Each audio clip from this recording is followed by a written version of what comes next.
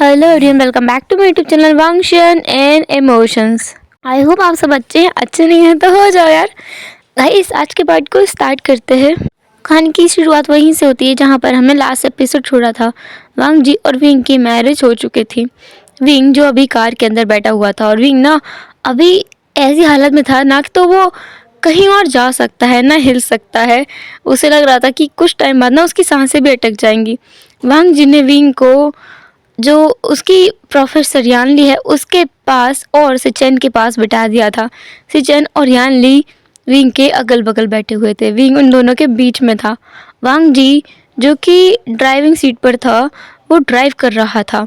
वहाँ पर विंग का दोस्त शुयांग जो खुद भी विंग से थोड़ा दूरी पर बैठा हुआ था। वो कार काफ़ी बड़ी थी तो शुयांग भी वहाँ था और मेंग्याओ भी। उस कार में सब लोग ही थे और वो लोग अपने घर की तरफ जा रहे थे। विंग जो कि अभी ना बस अपने हाथों को देख रहा था। विंग जो अपने हाथों को इंटरवाइन किए हुए बैठा था। विंग अपने हाथों के साथ ही खेल रहा था। ये करो अपने आप को उनमें बिजी रखने की कोशिश कर रहा था क्योंकि जो गेस्चर उसे अभी अभी मिल रहा है ना, विंग उस चीज़ को झेल नहीं सकता। उसे महसूस हो रहा है कैसे उसके पास में बैठे हुए दोनों लोग उसे घूर घूर करके देख रहे हैं जैसे कि वो कोई एलियन हो।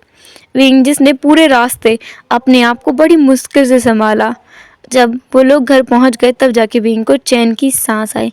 काश कि वो अब अपने पेंट हाउस में है, वांग जी के पेंट हाउस में है और अब वो आराम कर सकता है। विंग ने ऐसा सोचा ही था तभी उसके ऊपर एक बहुत बड़ा बम गिरा। जैसे ही विंग कार से बाहर निकला उसने देखा कि वो पेंट हाउस में नहीं है, वो तो लांस के पुश्तैनी घर में है जहाँ पर वांग जी बिल्कुल नहीं जाता है। विंग को वांग जी ने एक बार बताया था कि वांग जी अपने अपने भाई के साथ नहीं रहता है। उसका और उसके भाई का किसी बात पर से झगड़ा हुआ था, एक हादसा हुआ था जिसकी वजह से वो और उसका भाई अलग अलग हो गए थे। तब से वो दोनों बिल्कुल भी नहीं मिले। अभी विंग सोच रहा था कि अचानक ये बंदा यहाँ कैसे आ गया और उसे क्यों लेकर आया है। वांग जी जो विंग के पास आया और उसके हाथ को पकड़ कहा, विंग चल अंदर चलते हैं, तुम इसे अपना ही घर समझो। विंग बस वांग जी को देख रहा था। क्या वो इसे अपना घर समझे? क्या वांग जी इस घर को अपना घर समझता है? और वो विंग से कह रहा है कि विंग इसे अपना घर समझे। विंग जो अभी भी अपनी जगह पे खड़ा हुआ था। तभी उसके पीछे जो उसकी प्रोफेसर यानली थी जिसे वो अपना प्रोफेसर बोलता है, वो उन्होंने कहा, विंग अंदर चलो, वैसे भी मुझे तुमसे कुछ बात करनी है। ये सुनकर ना विंग की पूरी बॉडी में गूज़बम्प्स आ गए थे। उसे डर लग रहा था, उसकी बॉडी में शिवरिंग हो रही थी। वो थोड़ा सा नर्वस हो गया था कि अब वो क्या जवाब देगा कि उसने उसने वांग से शादी क्यों की, उसके पैसों के लिए शायद। वो कैसे एक्सप्लेन करेगा सब कुछ, विंग को कुछ समझ नहीं आ रहा था। खैर वांग जी जो विंग को अंदर की तरफ ले गया। सब लोग अंदर की तरफ जा रहे थे। वहाँ पर शुयांग मेंगाओ भी थे, वो लोग भी वांग जी के पुश्तैनी घर में आए थे। सब लोग अब अंदर जा कर के बैठ गए थे लिविंग एरिया में जहाँ पर विंग और वांग जी सामने बैठे हुए थे। उनके सामने यान ली सिचेन दोनों बैठे हुए थे। पास ही में शुयांग और मेंगाओ खड़े हुए थे। सिचेन जिसने वांग जी की तरफ देखकर कहा, वांग जी ये सब क्या है? तुमने हमें आज सुबह अचानक फ़ोन किया और कहा कि तुम शादी कर रहे हो और हमें अचानक यहाँ बुला लिया, और मैं देख रहा हूँ कि तुमने तुमने शादी एक लड़के से की है।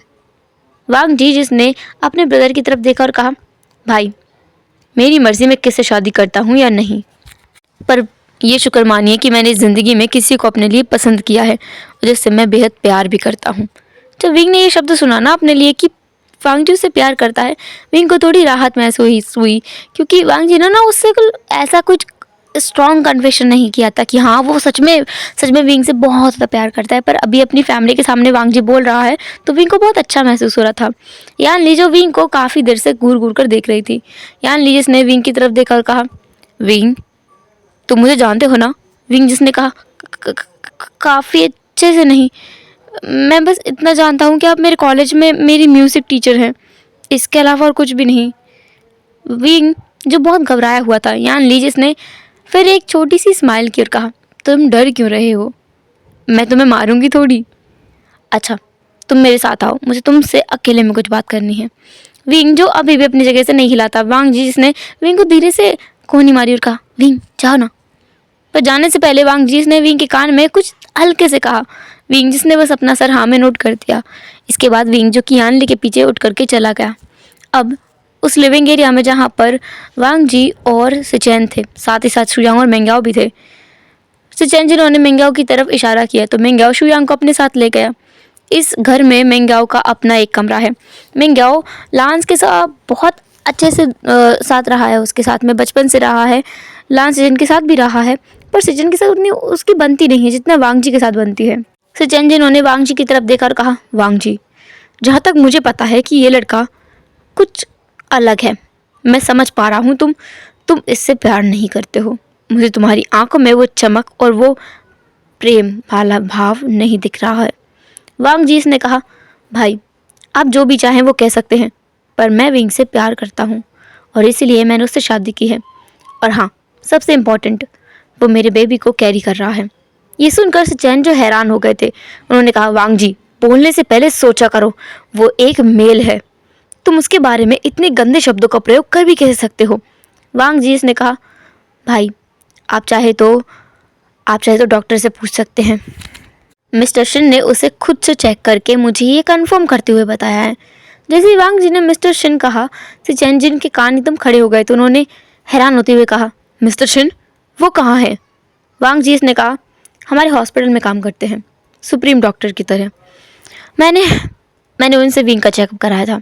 उन्होंने कंफर्म करते हुए कहा कि विंग सच में मेरे बेबी को कैरी कर रहा है। ये सुनकर सिचेन हैरान हो गए थे। उन्होंने कहा, मिस्टर शिन। सिचेन जिसका ध्यान शायद डाइवर्ट हो गया था, उसका ध्यान अब विंग से हट गया था, शायद पूरी तरीके से, क्योंकि अब उसने वांग जी से कहा, ठीक है, तुम उस लड़के को यहीं लेकर के कुछ दिन तक रहो। तुमने जैसे कि कहा कि वो तुम्हारे बेबी को कैरी कर रहा है और मैं नहीं चाहता कि हमारा लांस का ब्लड बाहर कहीं रहे। मैं चाहता हूँ कि वो यहीं पर रहे। समझ में आया तुम्हें। वांग जी ने बस अपना सर हाँ में हिला दिया। इतने सालों के बाद उसके भाई ने उससे कहा कि वांग जी यहाँ पर रहे। असल बात ये थी कि वांग जी खुद से घर छोड़कर नहीं गया था, बल्कि उसे घर से जाने के लिए बोल दिया गया था।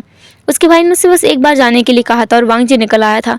उसके बाद न वांग जी ने कभी अपने घर की तरफ मुड़कर देखा और न सिचेन ने वांग जी से कोई कांटेक्ट किया। अगर वांग जी एक बार उनसे कांटेक्ट करता, जैसे कि उसने आज किया, तो शायद सिचेन उसे बहुत पहले ही घर पे बुला लेते। पर ये वांग जी की गलती रही थी कि वांग जी ने सिचेन से बात नहीं की। पर आज सुबह ही वांग जी ने खुद से सिचेन को कॉल किया था। सिचेन जो कि मॉर्निंग में बहुत खुश हो गया था अचानक से वांग जी के कॉल को देखकर। फिर उसने खुद को समझाया कि ये वांग जी नहीं होगा, उसका कोई सर्वेंट होगा या गलती से लग गया होगा। सिचेन ने वो कॉल नहीं रिसीव किया था। वहाँ पर यान ली और सिचेन दोनों ब्रेकफास्ट कर रहे थे। यान ली अपने कॉलेज में पढ़ाने के लिए जाने वाली थी, क्योंकि अब हॉलीडेज़ ख़त्म हो गए हैं और क्लासेस लगने वाली हैं, तो यान ली अपने कॉलेज जा रही थी पढ़ाने के लिए एज अ प्रोफेसर। वो दोनों ब्रेकफास्ट कर रहे थे, तभी वांग जी का दोबारा कॉल आया। तब सिचेन ने उसे उठाया और स्पीकर पे रखा। कुछ देर तक वहाँ पर साइलेंस रहता है। तब सिचेन ने उस चुप्पी को तोड़ते हुए कहा, हेलो। तभी पीछे से आवाज़ आई, भाई। ये आवाज़ सुनकर सिचेन जैसे लगा कि शायद वांग जी कोई मुसीबत में है, कुछ तो गड़बड़ है। सिचेन ने जिन्होंने बहुत ही पोलाइट वे में पूछा, वांग जी तुम ठीक तो हो ना, क्या कोई प्रॉब्लम है। वांग जी को बहुत अच्छा लगा था जब उसके भाई ने उसे कंसर्न शो किया था। वांग जी ने कहा, आपको चर्च आना है, मैं शादी कर रहा हूँ। इतना बोलकर उसने बस एड्रेस बताया और कॉल कट कर दिया बिना सिचेन की कोई बात सुने। अभी सिचेन जो कि हैरान था कि जब वो चर्च में गया और उसने देखा कि वांग जी किसे लेकर आया है, एक लड़की को, तो सिचेन और ज़्यादा हैरान हो गए थे। वो बस सोच रहे थे कि क्या वांग जी एक लड़के से शादी कर रहा है, पर क्यों? क्या इस लड़के ने वांग जी को ब्लैकमेल किया है? कुछ तो गड़बड़ है। वांग जी इतनी आसानी से किसी के साथ में रिश्ता जोड़ने वालों में से नहीं है, और जहाँ तक सिचेन उसे जानता है कि वांग जी रिश्तों में विश्वास करने वालों में से नहीं है। सिचेन ये भी जानता है कि इस पूरी दुनिया में वांग जी जिस एक इंसान से प्यार करता है वो सिचेन है। यान ली से भी वांग जी बिल्कुल प्यार नहीं करता है, बल्कि वो तो उसे नापसंद करता है। वो उसे नापसंद भी करता है, लेकिन यान ली की रिस्पेक्ट भी करता है, क्योंकि यान ली वांग जी की शाओजिए है। वो उसकी शाओजिए है, इसलिए सिस्टर इन लॉ होने के नाते वांग जी उसे रिस्पेक्ट करता है, लेकिन उसे पसंद बिल्कुल नहीं करता। अभी सिचेन बस यही सोच रहा था। फिलहाल उसने मिस्टर शिन का नाम सुना है, जिसे वो इतने सालों से ढूंढ रहा है, तो वो इस मिस्टर शिन से ज़रूर मिलेगा। वो ज़रूर उससे मिलेगा, ज़रूर उससे पूछेगा कि वो कहाँ पर है।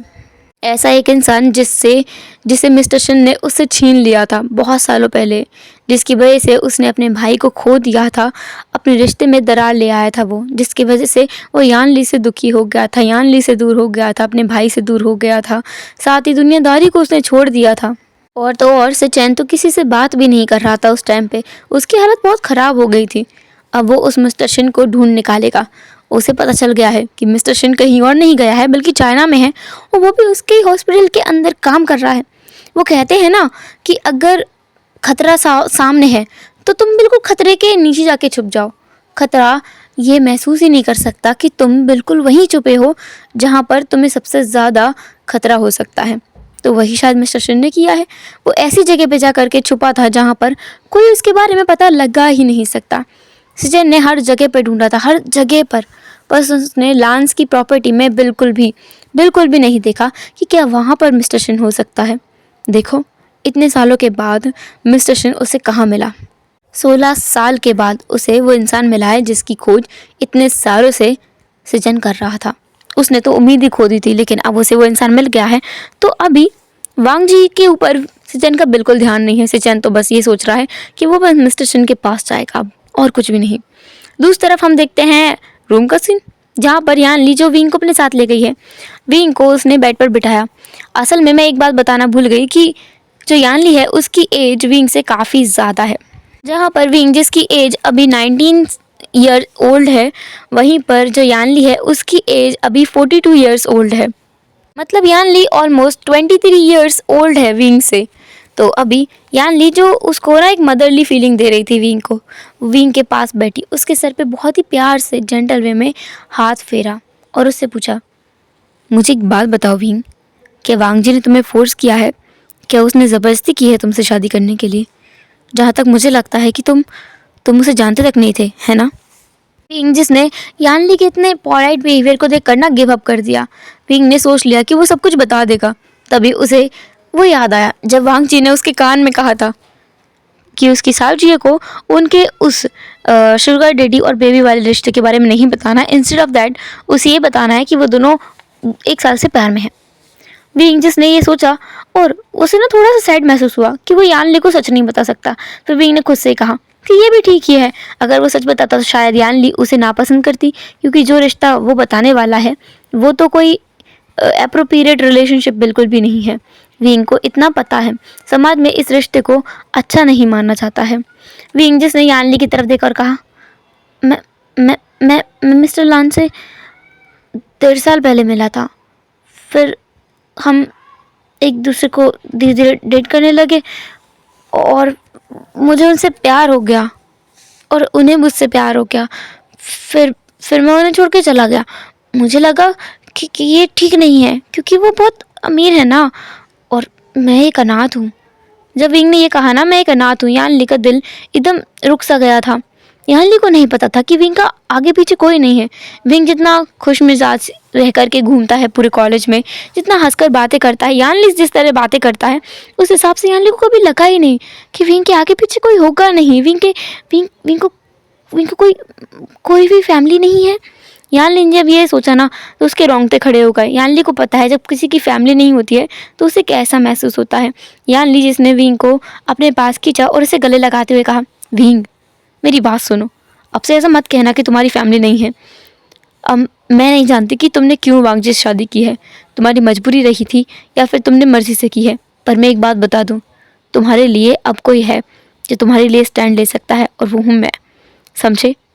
विंग जिसने धीरे से अपना सर हाँ में हिला दिया। विंग के आंसू में ना मोटे मोटे आंसू आ गए थे, क्योंकि विंग को ये फीलिंग कभी भी महसूस नहीं हुई।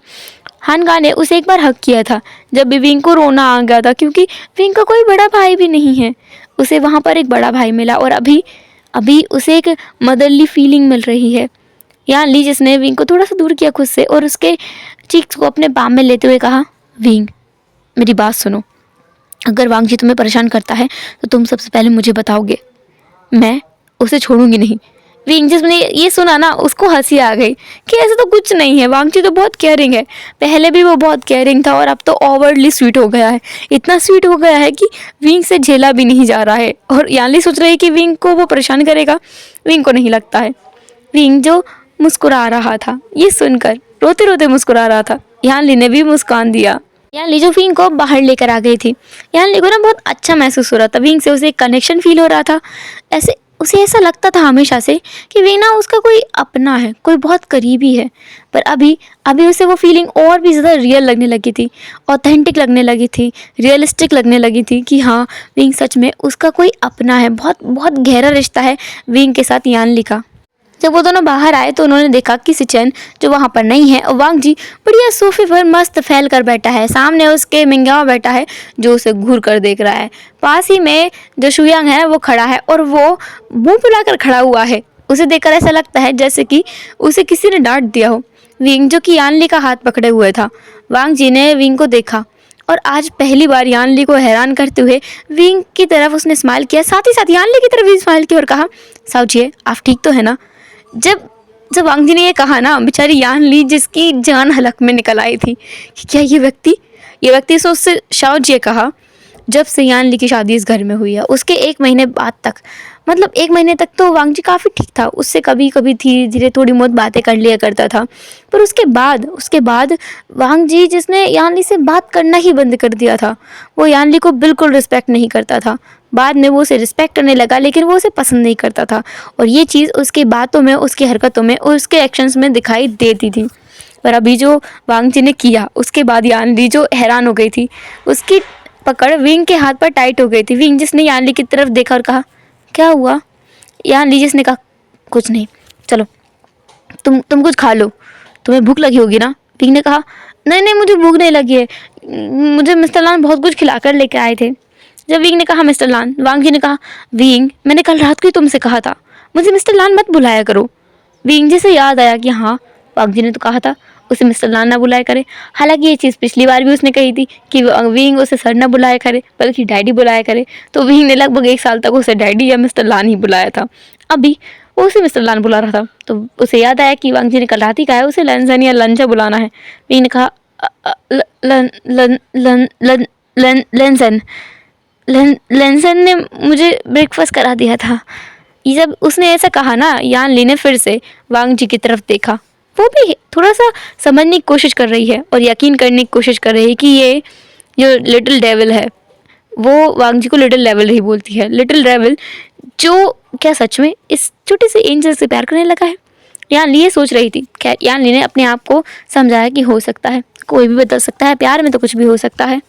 यहाँ ली जो फिंग को फिर भी पकड़ के अपने साथ ले गई और उसे अच्छे से खाना खिलाया और उसके बाद ला करके फिर से लिविंग एरिया में बिठा दिया।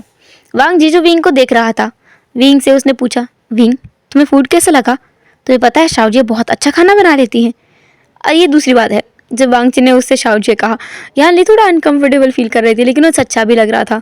उसे एक मौका मिल रहा है अपने लिटिल डेविल के साथ में या कहो अपने छोटे ब्रदर इन लॉ के साथ में अच्छा टाइम स्पेंड करने का, अपने मेमोरीज क्रिएट करने का या अपने रिश्ते को सुधारने का। यान ली जिसने इसको इनिशिएटिव समझते हुए आगे बढ़ी और वांग जी के पास बैठ गई। उसने वांग जी की तरफ देखा और कहा, तुमने मेरा खाना याद है कि मैं किस तरह से खाना बनाती हूँ।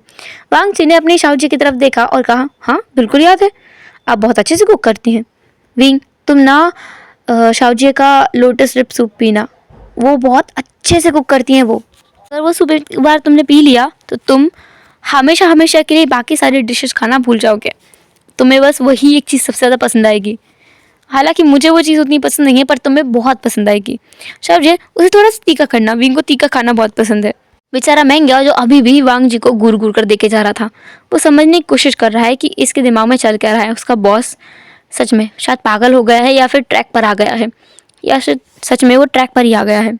अभी हम यहाँ से सीन शिफ्ट करके देखते हैं 1 हफ्ते बाद का सीन, जहाँ पर विंग बहुत अच्छे से एडजस्ट हो गया है, स्पेशली यान ली के साथ।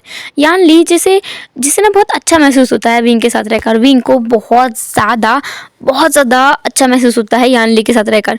उसे एक मदरली फीलिंग आती है यान ली से हर बार जब भी वो यान ली के पास रहता है।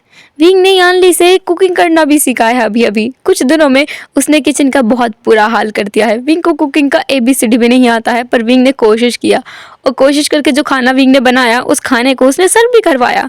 विंग जो बहुत अरमानों के साथ ना सबकी तरफ देख रहा था कि सब लोग खाएंगे और उसे बताएंगे कि उसने कैसे कुक किया है। वहाँ पर वांग जी था, सिचेन था, यानली थी और विंग खुद भी था। वो लोग बैठे हुए थे डाइनिंग टेबल पर और उनका ब्रेकफास्ट विंग ने सर्व करवाया था सर्वेंट्स से।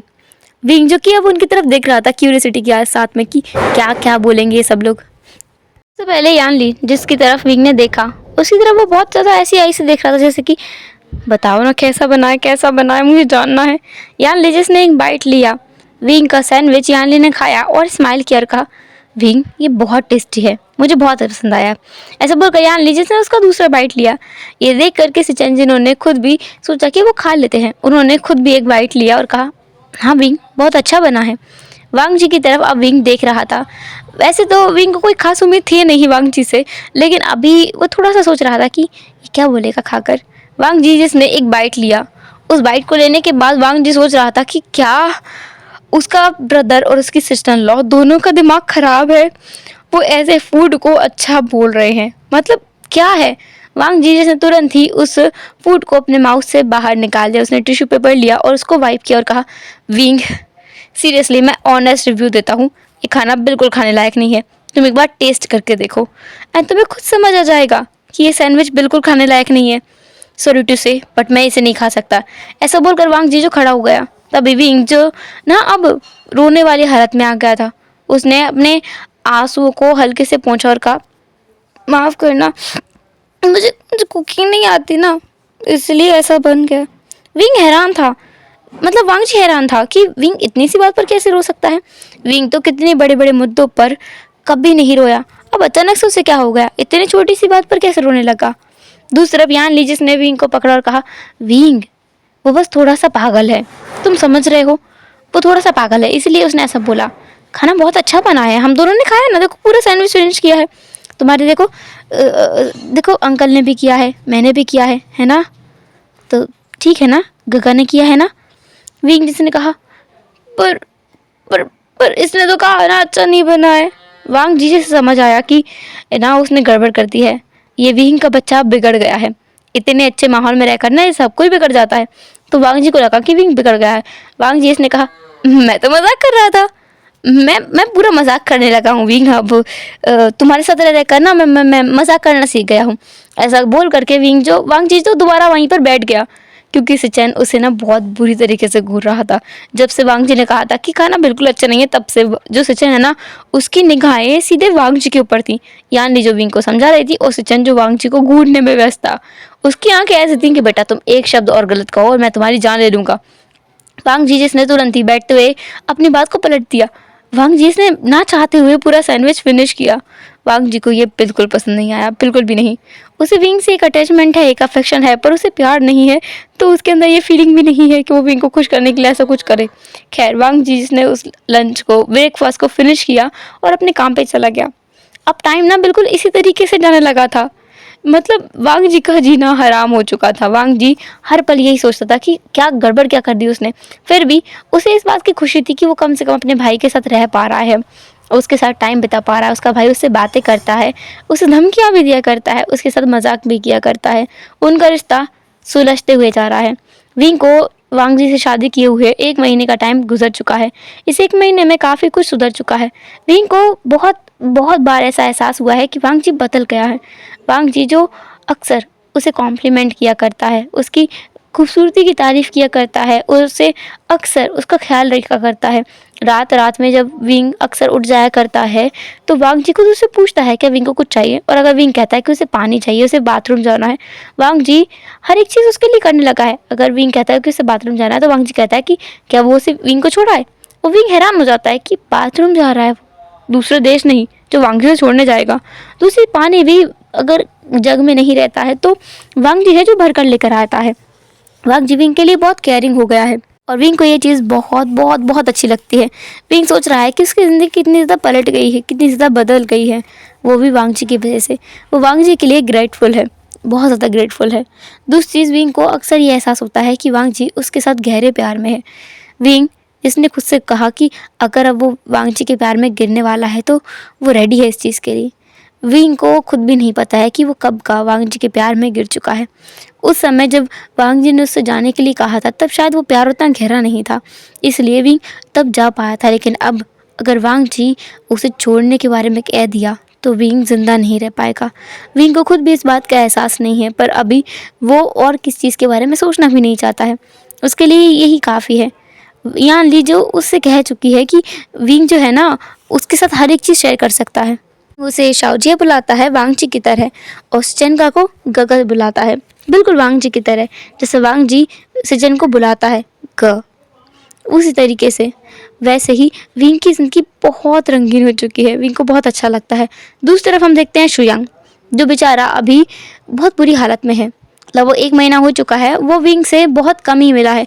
जब भी मिलता है कुछ टाइम के लिए मिलता है और गायब हो जाता है। 5 मिनट 10 मिनट इससे ज़्यादा बिल्कुल बात नहीं करता है। कॉलेज भी वो बहुत कम ही आया करता है। उनकी स्ट्रीम भी अलग है इसलिए उनकी क्लासेस भी अलग अलग होती हैं। विंग शुयांग से काफ़ी दिनों से मिला नहीं है। आज अचानक ही उसका फ़ोन रिंग करता है लगभग शाम के 6 बजे।